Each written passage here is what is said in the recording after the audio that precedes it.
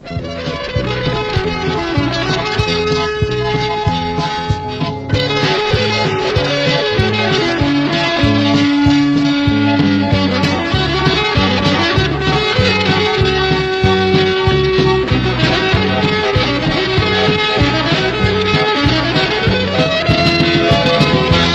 ่อหลายปี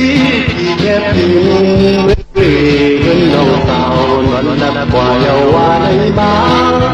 คือการว่ายน้ำก็ขึ้นนั้นทบให้ลดเพิ่มลงมือ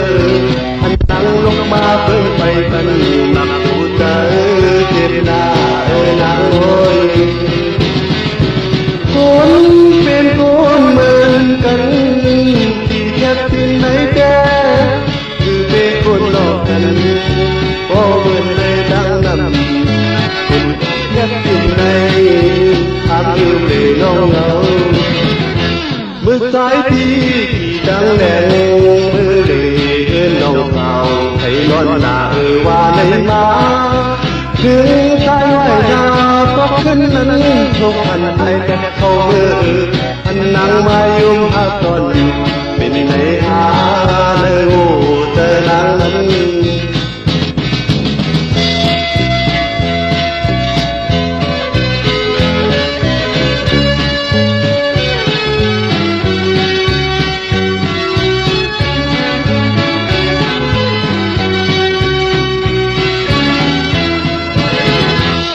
สายที่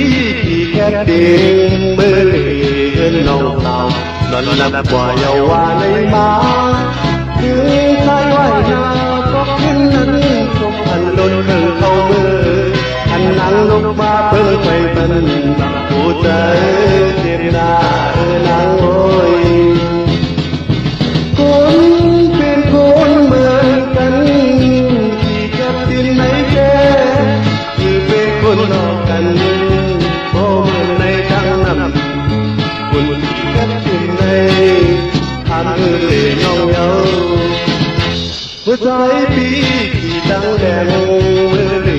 เงินน้องสาวให้ย้อนหน้า